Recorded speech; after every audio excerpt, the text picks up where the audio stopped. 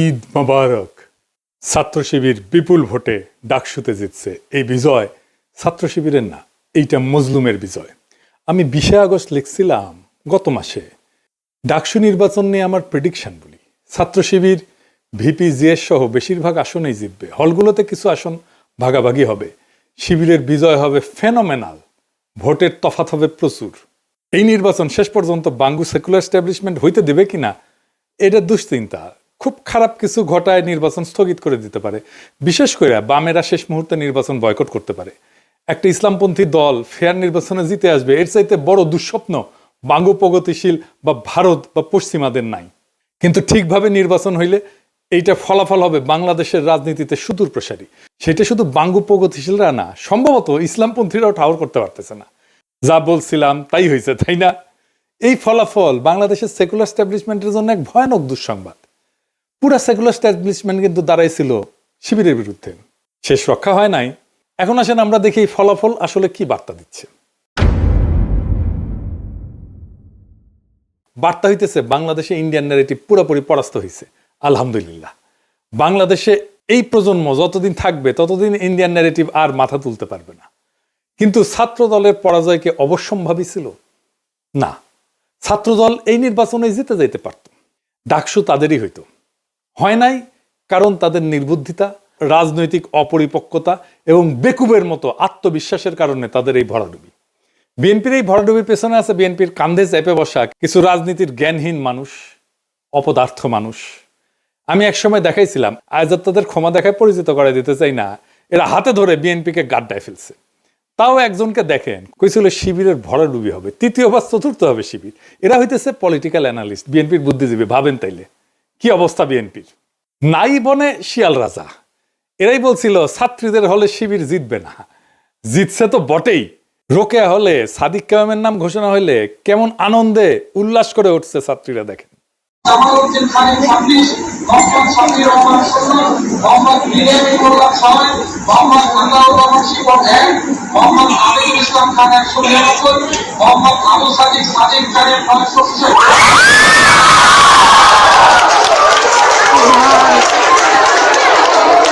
আপনারা জানেন যে 5ই আগস্টের পর যখন ছাত্র দলের ছাত্র শিবির সংঘাত শুরু হইল, আমি তখন নিজ দায়িত্ব নিয়ে এই দুই দলের ভেতরে সংঘাত বন্ধ করার উদ্যোগ নিচ্ছিলাম।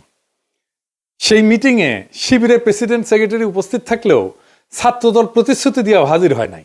আমি কেন তাদের মধ্যে নেগোসিয়েশনের উদ্যোগ নিয়েছিলাম? কারণ আমি সেন্স করতে পারছিলাম বিএনপি মারাত্মক একটা ভুল করতেছে। তারা ধীরে ধীরে আওয়ামী ন্যারেটিভ গ্রহণ করতেছে। আওয়ামী লীগ যা বলতো তাই দিয়ে সে জামাতের বিরোধিতা করতেছে। আমি বিএনপির শীর্ষ নেতৃত্বকেও বলছি এইটা ভুল স্ট্র্যাটেজি। আমি উনাদের উদাহরণ দিয়ে বলছিলাম, ধরেন গোলাম আজম একজন স্বাধীনতা সংগ্রামী, ভারতের অটল বিহারী বাজপেয়ীর মতো আর কি। তাইলে আপনি জামাতের রাজনৈতিক বিরোধিতা কেমনে করতেন? আপনি তো তারে স্বাধীনতা বিরোধী বলতে পারতেন না, মুক্তিযুদ্ধ বিরোধী বলতে পারতেন না। তো তাহলে অটল বিহারী বাজপেয়ীর মতো যদি গোলাম আজম স্বাধীনতা সংগ্রামী হইতো, তাইলে কিভাবে আপনি বিরোধিতা করতেন? সেভাবে করেন। আওয়ামী লীগ যা বইলা জামাতকে ঘায়েল করতো সেইটা বললে আপনি আওয়ামী লীগ হয়ে যাবেন। তাই হয়েছে। আপনি জামাতকে রাজাকার, স্বাধীনতা বিরোধী, পাকিস্তানপন্থী কিছু বইলাই দমাইতে পারবেন না। উল্টা জামাতের লাভ হবে, হয়েছে না? এর ফলে বিএনপি তার অ্যান্টি ইন্ডিয়া ভোট ব্যাংক হারাবে। তাই হারাইছে। সে আওয়ামী লীগের ভোট পাইছে। আপনি জগন্নাথ হলের ভোটের হিসাব দেখেন, জগন্নাথ হলের পুরা ভোট মোটামুটি বিএনপি পাইছে, তাই না? তো তার মানে সে আওয়ামী লীগের ভোটটা নিছে আর নিজের ভোট হারাই ফেলছে। আর জামাত কি করছে? যে anti India vote bank intact রেখে সেকুলার ভোট টানার কৌশল নিতে পারছে। বিএনপি যতবার মুক্তিযুদ্ধ 1971 এই বলে জামাত শিবিরকে আক্রমণ করবে, ততবার জামাতের অ্যান্টি ইন্ডিয়া ভোট আরো বাড়বে। জামাত যে বাংলাদেশে অ্যান্টি ইন্ডিয়া রাজনীতির সবচেয়ে বড় কামেল এজেন্সি, এটা বেশি স্ট্যাবলিশ হবে। বাংলাদেশের প্রধান দ্বন্দ্ব বিএনপি ধরতে পারে নাই। প্রধান দ্বন্দ্ব নিয়ে আমি অনেকবার বলছি। আমি এই বিষয়ে বলছিলাম যে বিএনপির এই আওয়ামী মুক্তিযুদ্ধের রাজনীতি পরাজিত হবে। আমি বলছিলাম, শোনেন এডিটর সাহেব একটু শোনায় দেন আমার আগের থেকে দ্বন্দ্বটাও আবার শুনলে আবার মনে হবে যে কি বলছিলাম। শোনান এডিটর সাহেব। একটা সমাজে নানা রকম দ্বন্দ্ব থাকে। একটা নদীতে যেমন নানা ধরনের স্রোত থাকে, একটা না অনেকগুলো স্রোত থাকে, ছোট বড় মাঝারি। তেমন সমাজেও থাকে। যেমন ধরেন আমাদের দেশে ধনী গরিবের একটা দ্বন্দ্ব আছে না? সেকুলার আর ধর্মবাদীদের একটা দ্বন্দ্ব আছে না? ইংরেজি জানাদের সাথে বাংলা মিডিয়ামের দ্বন্দ্ব আছে না? শহর আর গ্রামের দ্বন্দ্ব আছে না? আছে। শহরের লোকেরা তো গ্রামের লোকদের তাচ্ছিল্য করে খ্যাট বলে, তাই না? বড় লোক আর গরিবের দ্বন্দ্ব আছে না? এইরকম অসংখ্য দ্বন্দ্ব পাইবেন দেশে। এই দ্বন্দ্বগুলোই রাজনীতি, কনফ্লিক্ট সিচুয়েশন, এটাই রাজনীতি। একটা পক্ষের সাথে আর একটা পক্ষের দ্বন্দ্ব, এই রাজনীতি, এটাই রাজনীতি। কিন্তু এর মধ্যে একটা প্রধান দ্বন্দ্ব থাকে, এক নাম্বার, সেটা খুঁজে বের করতে হয় কোনটা প্রধান দ্বন্দ্ব। এটাই পলিটিক্যাল ওয়ার্কারদের কাজ, এটাই রাজনৈতিক নেতাদের কাজ। আপনি ইতিহাসে তাকাইলে দেখবেন ব্রিটিশ আমলে প্রধান দ্বন্দ্ব কি ছিল? ব্রিটিশদের সাথে আমাদের দ্বন্দ্ব না, না তা না। প্রধান দ্বন্দ্ব ছিল জমিদার আর প্রজাতি। অসংখ্য কৃষক বিদ্রোহ হয়েছে, এর ফলশ্রুতিতে পাকিস্তানের জন্ম হয়েছে। ভারতের স্বাধীনতা আন্দোলন আর পাকিস্তান সৃষ্টি এক না, দুইটা আলাদা দ্বন্দ্বের ফল। পাকিস্তান আমলে দ্বন্দ্ব কি ছিল? বাঙালি আর অবাঙালিদের, তাই না? হাসিনা আমলে দ্বন্দ্ব কি ছিল? প্রধান দ্বন্দ্ব ভারতীয় আধিপত্যবাদের প্রত্যক্ষ সেবাদাসী ফ্যাসিস্ট হাসিনার সাথে বাংলাদেশের নাগরিকদের মুক্তির আকাঙ্ক্ষার দ্বন্দ্ব। দুই পক্ষ, হাসিনা, অ্যান্টি হাসিনা। এখন হাসিনা নাই, কিন্তু সেই প্রধান দ্বন্দ্ব আছে। ভারতীয় আধিপত্যবাদের প্রত্যক্ষ সেবাদাসী হয়েছেন আপনারা, বিএনপি। এখন আপনাদের সাথে বাংলাদেশের নাগরিকদের মুক্তির আকাঙ্ক্ষার দ্বন্দ্ব শুরু হয়েছে। এই লড়াই আপনারা পরাজিত হইবেন, অবশ্যই হইবেন। এটাই ইতিহাসের শিক্ষা। আজ হোক কাল হোক পরাজিত হইবেন। ইন্ডিয়ান সালসা খাইয়া যারাই বাংলাদেশের রাজনীতি করতে আসবে ধ্বংস হইয়া যাবে। যেই আসুক, যত বড় দল আসুক, মাথাতে রেখেন, কামে দিবে। যত কৌশল নেন আমাদের বিরুদ্ধে, কোনোটাই কোনো কাজে দিবে না, কোনো কাজে দিবে না। তো বলছিলাম, যত কৌশলই নেন না কেন, কোনোটাই কাজে দিবে না। কাজে দেয় নাই। ভারতীয় বয়ান জয় বাংলা হয়ে গেছে। ইন্ডিয়া যে হারছে সেটা নিঝুম মজুমদারের আহাজারিতে শোনেন। ইলেকশনের আগে সে বাক্যধারী ছিল, সে বলছিল যে ওরাও হারবে, আপনারাও হারবেন, মানে বিএনপি করছে আর কি। শুনেন, শুধু আপনার বিবেচনার উপর একটু ছেড়ে দেই। Now it is your call, it's your take. সিদ্ধান্ত আপনার। কালকে নির্বাচন, প্রশ্নের জবাবটা আপনারাই দিয়ে দেন। যদি জামাত শিবির নির্বাচিত হয়, হেরে গেছি, আপনারাও আমরাও সম্মিলিতভাবে। প্লিজ হেরে যায়েন না। তো বিএনপি কেন এইভাবে দুর্বল হয়ে গেল? হাসিনা বিরোধী লড়াইয়ে, হাসিনার ন্যারেটিভ ভাঙায় বিএনপির কোনো ভূমিকা ছিল না। আর কালেকটিভ লড়াইয়ে বিএনপির সংখ্যা ছাড়া কোনো ইন্টেলেকচুয়াল ইনপুট ছিল না। এটা সত্য। এটা বিএনপির পছন্দ হবে না, কিন্তু যাই হোক, এটা সত্য। এটা বিএনপি বুঝতে পারেনি, নিজেও বুঝতে পারেনি, জনগণও বুঝতে পারেনি যে বিএনপির ইন্টেলেকচুয়াল ইনপুট নাই। 5ই আগস্টের পর ক্রেডিট নেওয়ার পালা চলছে, কে কত বড় মাস্টার মাইন্ড তার হিসাব করছে। এই কাজগুলো আমরা করতাম, ন্যারেটিভ বিল্ডিং এটা আমরা করতাম। এবং বিএনপি যখন থেকে আমাদের কাছ থেকে দূরে সরে গেছে, হিসাব করে দেখেন, তখনই বিএনপি দিগ্ভ্রান্ত হয়েছে আর জনসমর্থন কমতে শুরু করছে।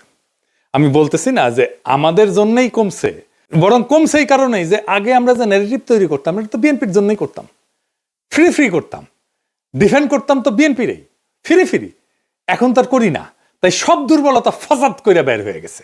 বিএনপি জামাতের রাজনৈতিক বিরোধিতা কিভাবে করতে পারত, এই নিয়ে আমার পরের এপিসোড দেখবেন। এখন জামাত কইতে পারেন, দাদা আপনি এইভাবে স্ট্র্যাটেজি কইয়া দিতেছেন, ভয় নাই, কইয়া দিলেও শুনবে না ওরা। আর যদি শুনেও তাতে আপনাদের ক্ষতি নাই। রাজনীতির জ্ঞান বিএনপির লবডাঙ্কা হইলেও ইগো আছে টনটনা, 16 আনার উপরে 18 আনা। এখন প্রশ্ন হইল, বিএনপি কেন এই রাজনৈতিক অবস্থান নিল? কারণ বিএনপি ডরাইতেছে যে ইসলামপন্থীরা ইমার্জ করছে, লীগ আর বামেরা না থাকলে সে এটা সামলাইতে পারবে না। তারা এটা বুঝাইছে ইন্ডিয়া, তাই লীগের ভোট তাদের লাগবে, কিন্তু সেটা নিতে গিয়া যে নিজের ভোট ব্যাংক দেউলিয়া হয়ে যায়, জয় বাংলা হয়ে যাইতেছে, তার কোনো খেয়াল নাই। রাজনীতিতে পলিটিক্যাল এনিমি বা দুশ্মন সিলেক্ট করতে হয়। আওয়ামী লীগ বিএনপির দুশ্মনের মর্যাদাও দিতে চায় নাই, সে তার দুশ্মন বানাইছিল জাতীয় পার্টিকে, গৃহপালিত দুশ্মন আর কি। হাসিনা চলে যাওয়ার পরে বিএনপি চাইছিল প্রথমে যে আওয়ামী লীগ তার দুশ্মন হোক, সেই জন্য সে আওয়ামী লীগ নিষিদ্ধ চায়নি। আওয়ামী লীগ দল নিষিদ্ধ হওয়ার পরে সে চাইছে জাতীয় পার্টি তাদের দুশ্মন হোক, মানে বিরোধী দল হোক। এটাও ইন্ডিয়ার প্রেসক্রিপশন। তারা কখনোই চায় নাই জামাত বিরোধী দল হোক, এমনকি এনসিপি হোক। এখন নিজেরই বিরোধী দল হওয়া লাগবে। এখন শিবিরের এই বিজয়, ডাকসুতে বিজয়, কি অর্থ বহন করে বা এটা কোথায় যাইতে পারে?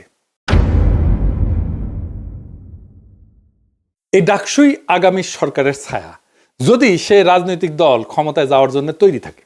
1971 ঠিক আগে তোফায়েল আহমেদ জিতছিল, আসম আব্দুর রব জিতছিল ছাত্রলীগ থেকে। তারপরেই আসছে 71 মুজিবের ক্ষমতা নেওয়া। 1990 আমানুল্লাহ আমার খোকনের জেতা, একই রকম। তাই এইবারে ডাকসুতে ছাত্র শিবিরের বিজয় এটাই বলতেছে আগামী জাতীয় নির্বাচনে বিএনপির বিজয় এখন অনিশ্চিত। এনসিপিও আর রাজনীতিতে জায়গা করে নিতে পারবে না। তবে ধরেন মুজাহিদুল ইসলাম সেলিমরাও জিতছিল ডাকসুতে, মাহমুদুর রহমান মান্নারাও জিতছিল, কিন্তু জাসদ বাসদ বা সিপিবি ক্ষমতায় গেছে, যায় নাই কেন? আর কখন এই ডাকসু আগামীর ক্ষমতার রাস্তা হয়ে ওঠে আর কখন হয় না, সেই হিসাবটা জানতে হবে। আপনি যদি এই বিজয়কে ক্ষমতা পর্যন্ত নিয়ে যেতে চান, প্রত্যেকটা পদক্ষেপ এখন হিসাব কইরা মাইপে ফেলতে হবে। আমি বিজয়ের আনন্দে আত্মহারা হইতে নিষেধ করছি, কারণ আগামী কাল থেকেই শত্রুরা বিপুল বিক্রমে ঝাঁপায় পড়বে আমাদের উপরে। প্রচুর টাকা পয়সা নিয়ে, বাজেট নিয়ে, পুরো সেকুলার স্ট্যাবলিশমেন্ট ঝাঁপায় পড়বে। প্রথম আলো, ডেইলি স্টার নিয়ে এই লড়াইটা জিততে হবে, আমরা এটা জিতবো। বাঙ্গুয়েলুট সেকুলার স্ট্যাবলিশমেন্ট জানে না আমরা কই দিয়া কেমনে চাপা মার দিব, কিন্তু আমরা দিব, এবং আমরা ওদের সাথে আগায় আসছি। ওরা চলে ডালে ডালে, আমরা চলি পাতায় পাতায়। ফাইনালি বিএনপি নেতা কর্মীদের বলি, এবার বুঝছেন তো ভাই, সবার উপরে এইটা ন্যারেটিভ তৈরির ক্ষমতা, এটাই আসল পাওয়ার। আমার কমেন্ট বক্সে এসে গালি দিয়ে আমারে নিয়ে ট্রল কইরা রাজনীতিতে গোল্লা খাইবেন বারে বারে। পলিটিক্যাল পাওয়ারটা তৈরি হয় মানুষের অন্তরের খবর জানার মধ্যে দিয়ে, আর তার ভিত্তিতে রাজনৈতিক কৌশল তৈরিতে। সংখ্যা এখানে কোনো মোটেই গুরুত্বপূর্ণ বিষয় না। আমি একজন, দুইজন, তিনজন, চারজন না 10 জন, আর আপনারা 1 কোটি কিনা, কিচ্ছু যায় আসে না। আপনি 10 জনের কাছে হাইরা যাবেন। জাতীয় নির্বাচনে একই ঘটনা ঘটবে, তৈরি থাকেন। আজকের ডাকসু নির্বাচনের ফলাফল কোনো সাধারণ ঘটনা না, এটা এক নতুন ইতিহাসের সূচনা, এক নতুন দিগন্তের ইশারা। যারা মনে করছিল ইসলামপন্থীরা কেবল প্রান্তিক শক্তি, তাদের ধারণা ভেঙে চুরমার হয়ে গেছে।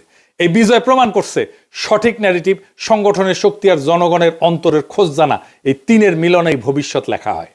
বাংলাদেশের মাটিতে ভারতীয় আধিপত্যের বয়ান ধসে পড়ছে, সেকুলার স্ট্যাবলিশমেন্ট হতভম্ব হয়ে গেছে, কিন্তু এই লড়াই কেবল আজকের বিজয় উদযাপনের মধ্যে সীমাবদ্ধ না।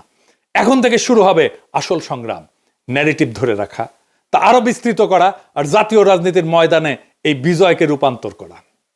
ইতিহাস সাক্ষী, ডাকসু কখনো কেবল বিশ্ববিদ্যালয়ের দেয়ালে আটকায় থাকে না, এটা পুরো জাতির রাজনীতির পূর্বাভাস হয়ে ওঠে। তাই এই বিজয় কেবল একটা সংগঠনের না, এটা একটা প্রজন্মের, একটা জনগণের, একটা আন্দোলনের, একটা বিপ্লবের জয়। আমাদের দায়িত্ব এখন দ্বিগুণ। শত্রুপক্ষ আসবে সর্বশক্তি নিয়ে, মিডিয়া তার অর্থবল নিয়ে, কিন্তু আমাদের হাতে আছে সেই শক্তি যা তাদের নাই, মানুষের অন্তরের খোঁজ জানা আর ন্যারেটিভ তৈরি করার ক্ষমতা। এটাই আসল শক্তি, এটাই আসল পুঁজি। তাই বলি, আজকের ডাকসুর বিজয়কে আগামীর বাংলাদেশের পথ চলার ভিত্তি কইরা গড়ে তুলতে হবে। আত্মতুষ্টিতে না, দৃঢ় কৌশলে আগায় যান। শত্রুর আঘাতকে ভয় না, বরং প্রেরণা বানান, কারণ এই প্রজন্ম প্রমাণ করে দিছে বাংলাদেশের রাজনীতির আগামী দিনে আর কোনো ভারতীয় বয়ান না, জয় হবে কেবল বাংলাদেশি নাগরিকদের মুক্তির বয়ানের। এই পথেই মুক্তি, এই পথেই ভবিষ্যৎ। ইনকিলাব জিন্দাবাদ।